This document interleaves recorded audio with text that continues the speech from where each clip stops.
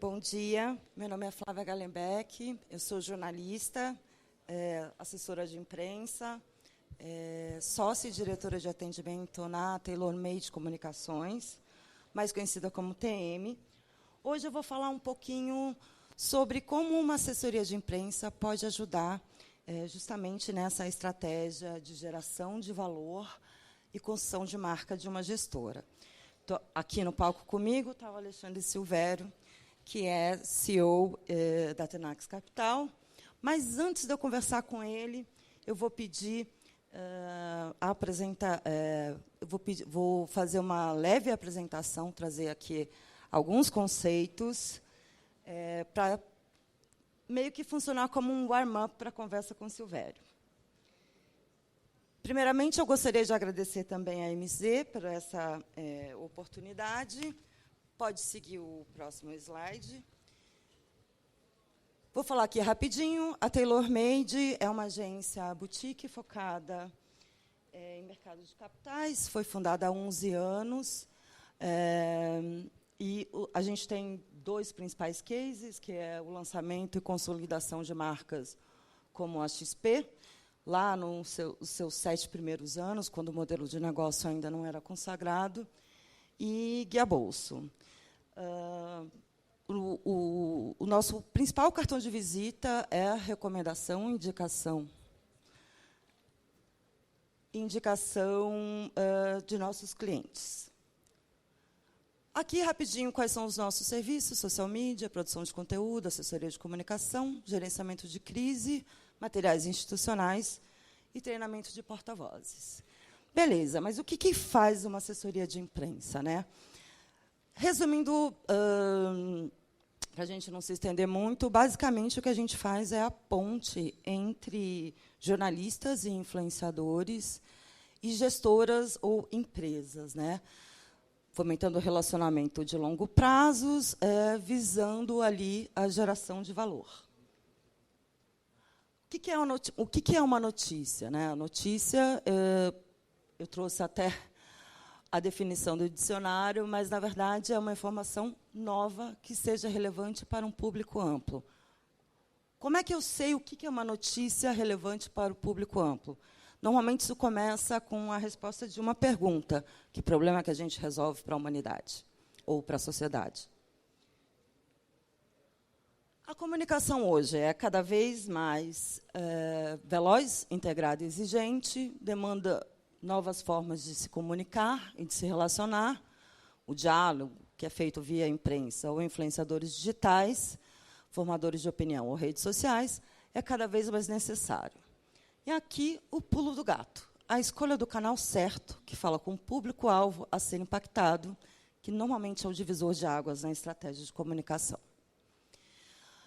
Alguns dos desafios, né? A gente hoje tem mais de 1.000 gestoras do mercado, então te diria que se diferenciar dos outros players é um desafio, transmitir os valores, impactar positivamente investidores e potenciais investidores com comunicações institucionais relevantes, estar presente nos principais canais de comunicação, construir relacionamentos que inspirem confiança, garantir visibilidade positiva aos diversos segmentos e manter uma narrativa institucional que passe credibilidade.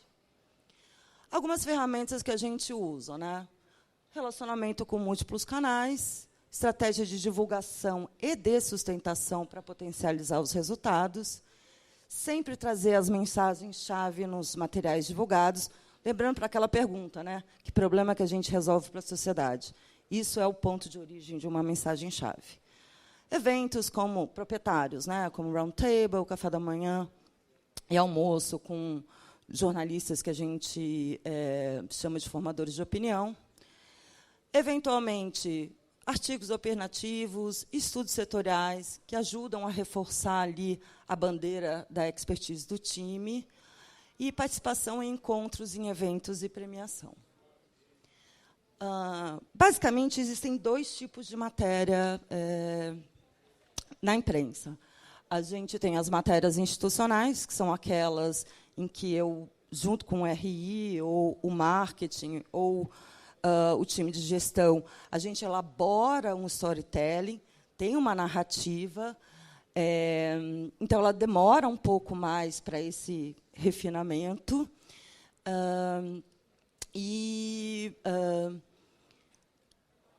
No entanto, as rodadas de investimento e movimentos de M&A, por exemplo, também podem entrar dentro desse chapéu de institucional.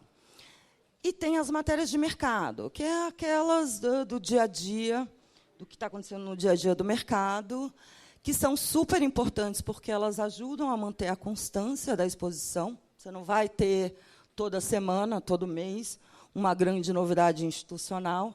Então, as matérias de mercado são uma forma que nós, PR, usamos para manter a constância da inserção, da exposição da marca, reforçando também o pilar da expertise. Né? O ideal é ter uma combinação entre as duas. Tá? As matérias institucionais, que eu, ao meu ver, recomendo que sejam trimestrais. Não tenho novidade. Beleza, a gente pode usar um estudo, a gente pode fazer uma carta mais elaborada e oferecer com exclusividade para algum veículo. Por quê? Porque a inserção é mais qualificada. Normalmente sai o nome da gestora no título, na linha fina, sai a foto e costuma, muitas vezes, é uma matéria dedicada, que agrega mais valor e que, normalmente, conta a tese de investimento, um pouco da filosofia da casa, aqueles pilares institucionais que você, normalmente, em matéria de mercado, não tem espaço para isso. Basicamente, né, dentro de um trabalho de PR, você tem 3 fases. Aceleração, em que você tem muita matéria de mercado, mas também as matérias mais institucionais. A ideia aqui é fazer bastante encontro de relacionamento, fomentar, preparar esse terreno para a fase de sustentação, que você começa a ser um pouco mais restrito, um pouco mais seletivo, buscando ali, né, uma exposição mais qualificada que reforça o posicionamento da casa, até a fase ali de consolidação, que é quando você já fez encontro de relacionamento, tomou café, almoçou, conheceu com os principais os jornalistas ali, que são setoristas do seu segmento, e os que cobrem gestoras, por exemplo, são poucos, tá? São uns 10. E aí é como é que eu sei como é que a gente chegou na fase de consolidação? Quando o jornalista me liga e fala, estou apurando uma matéria e gostaria de conversar com o Silvério, por exemplo, da Tenax. É quando começa a ter uma demanda mais direcionada para aquela gestora, para aquela casa. E, por fim, eu juro que eu estou terminando aqui rapidinho, eu trouxe esse slide, que eu acho um slide bem interessante, que traz dados de alcance e audiência. Como eu falei no começo, um dos desafios, principalmente ali nas matérias institucionais, está em fazer esse exercício de, no caso daquela comunicação institucional, qual é o público que a gente pretende impactar e qual é o melhor veículo. E aqui eu trago, então, os dados de audiência dos principais veículos Tier 1. Aqui eu fiz um recorte bem focado em institucional. Para público de varejo, você tem outros canais.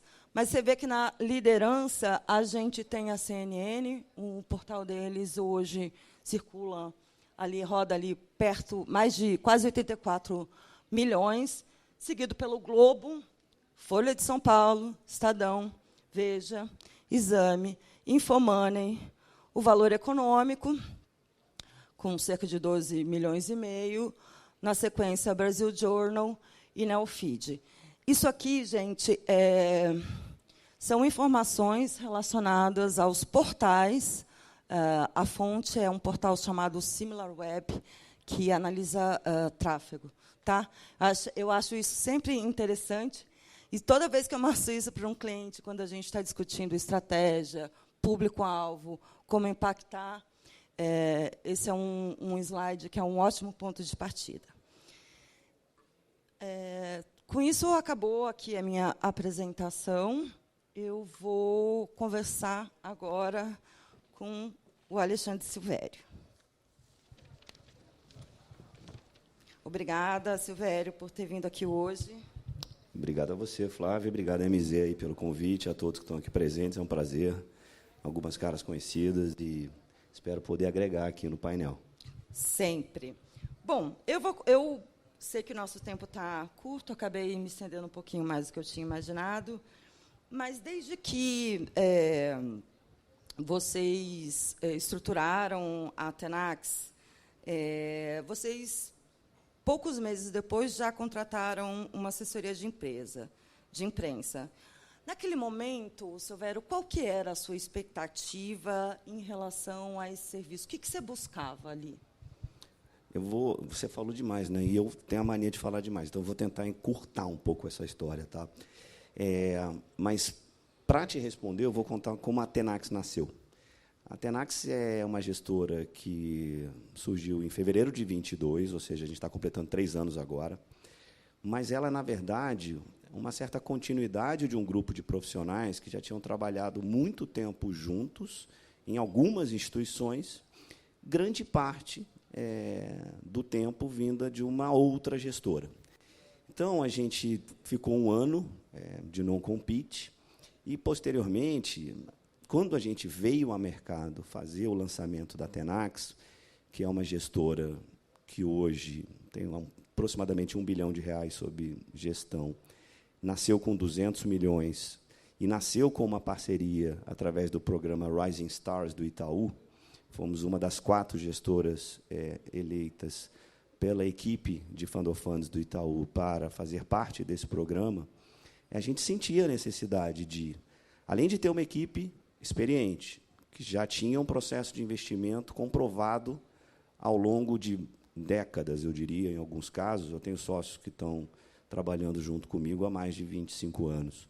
Mas com um histórico, um track record muito bem reconhecido na gestora anterior, que a gente trabalhou, que era a ZQuest, por mais de 10 anos, a parceria estratégica com o Itaú era fundamental, e eu acho que continua sendo, no mercado tão competitivo, ter um parceiro. No caso do Itaú, ele não é sócio da Tenax, mas ele participa dos nossos resultados e distribui os nossos fundos através dos canais do Itaú. Mas a gente sempre teve uma identificação que a gente queria ser uma gestora multi-produtos, ou seja, multi-estratégias. A gente nasceu como uma gestora com fundos de renda variável, que é o que eu sempre me dediquei na minha carreira, mas também multimercados macro, e com a intenção de, ao longo dos anos, acrescentar pelo menos crédito e talvez uma estratégia quantitativa. E também ser uma gestora com uma diversificação da base de clientes. E aí entra, eu acho, que a necessidade da gente saber se comunicar bem, não só através das nossas cotas. Eu brinco que, assim, uma gestora, a melhor propaganda que a gente pode ter é uma boa performance ajustada a risco, gente. A verdade é essa.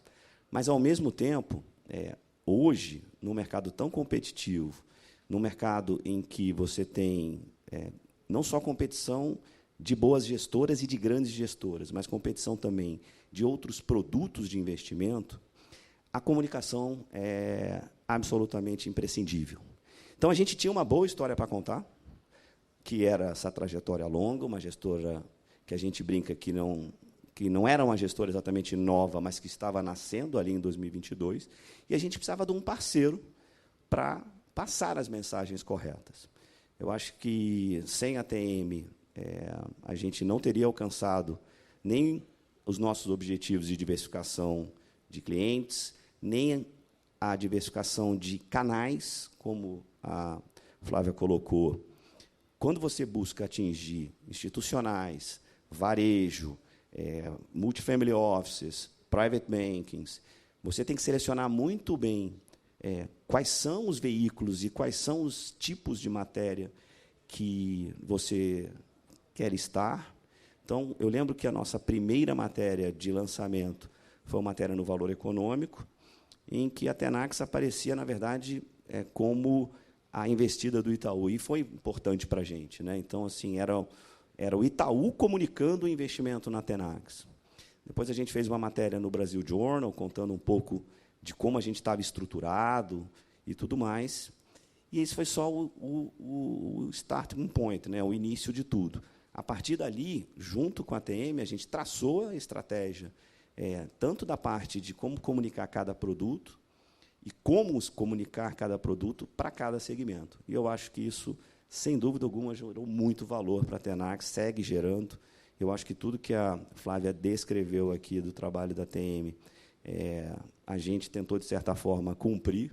Nem sempre é fácil, né? Eu brinco que, quando ela falou que 90% das matérias é para falar sobre mercado, eu digo que, se a gente quiser explicar todo dia o que aconteceu com o preço da bolsa, com o preço do dólar e tudo mais, vai ter alguma boa narrativa. Do ponto de vista do gestor, e a gente, que é uma gestora fundamentalista, que mescla no nosso processo de investimento macro e micro, eu não consigo, sinceramente, necessariamente explicar todo dia o que está acontecendo com os preços, tá? Mas é importante estar perto, né, dos jornalistas. A gente busca as questões institucionais também, lançamentos de novos produtos. Então, assim, eu acho que o caminho que a assessoria de imprensa pode nos dar, e eu digo através de uma assessoria de comunicação, na verdade, para quem quer se posicionar como a gente se pretende, e acho que a gente vem conseguindo, foi fundamental a TM nos ajudar. Muitíssimo obrigada. Logo no começo, te diria que nos 2 primeiros anos da nossa parceria, a gente investiu um tempo considerável, né, Silvério, em encontro de relacionamento. E encontro de relacionamento nem sempre gera publicação.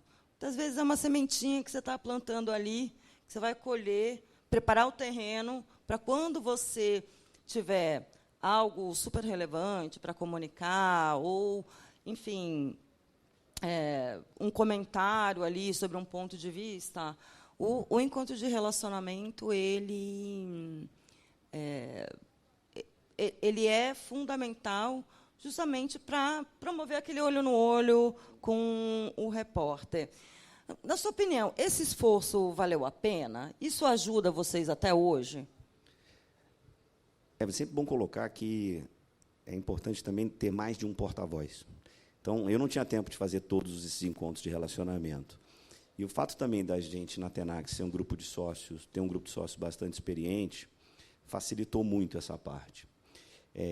Agora, esse é um trabalho que, primeiro, né, o foco tem que ser de médio e longo prazo. Assim, não adianta a gente fazer um encontro, seja um café da manhã, a gente fez alguns lá no próprio escritório, recebendo, normalmente individualmente, né, porque eu acho que cria mais empatia, o olho no olho, que a Flávia falou, mas almoços, muito também parte virtual ainda, na época, né, que a gente fazia bastante encontros virtuais, mas não necessariamente para explorar um tema específico, né, era, às vezes, uma conversa aberta.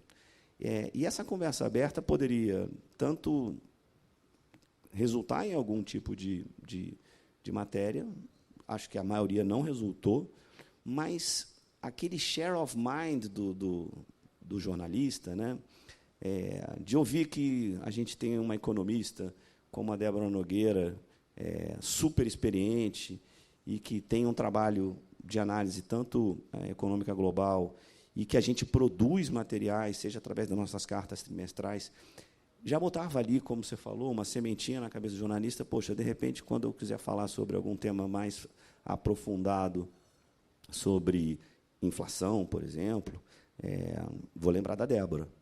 Então, eu acho que foi muito produtivo. A gente tem, claro, né, a TM concentra os nossos esforços, mas isso acaba também criando um relacionamento direto, que é aquela fase já mais à frente, que a Flávia falou, e aí a gente tem que ter muita coordenação, isso é muito importante, porque a tentação, muitas vezes, dos porta-vozes, e na Tenax nós temos 4 ou 5 porta-vozes, né?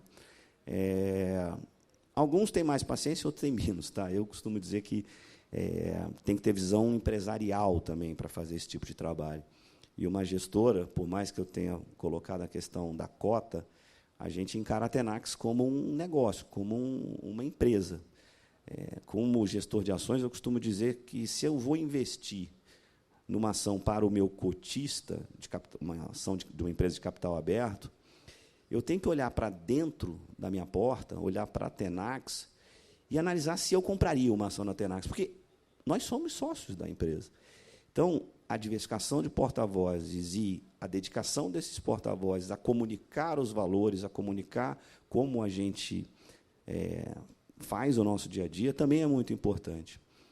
Mas, muitas vezes, tem essa decepção de que falou meia hora, 40 minutos com alguém e não houve nenhum tipo de matéria ou de nota.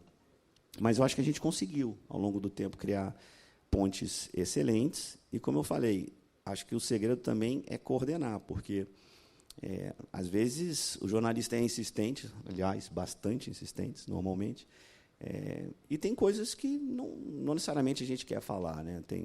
Tem tanto questões, eu acho que cascas de banana, como eu gosto de chamar, de vez em quando aparecem, bem como também matérias que quase necessitam um gerenciamento de crises, né? Então, vou dar um exemplo aqui, não necessariamente da Tenax, mas de outros lugares que eu trabalhei. Nós, gestores, temos que construir o nosso histórico de resultado no médio e longo prazo, mas ninguém ganha dinheiro o tempo inteiro. Então, volta e meia aparece um período em que talvez o fundo não esteja performando bem, ou uma determinada estratégia, e, às vezes, as matérias são mais agressivas, né? E a gente nem chegou ainda a falar da parte de mídias sociais, que estão também um desafio adicional a tudo isso que a gente está colocando. Então, a gente tem que dosar também o quanto falar, o que falar. Então, o treinamento também que é necessário para esse porta-voz é fundamental. Mas acho que os encontros de relacionamento foram muito frutíferos e, até hoje, as pessoas nos procuram, mesmo, às vezes, até atravessando a própria TM, para tentar cavar algum tipo de conversa. Pessoal, infelizmente, eu ficaria aqui mais umas 2 horas conversando, mas, infelizmente, o nosso tempo já foi.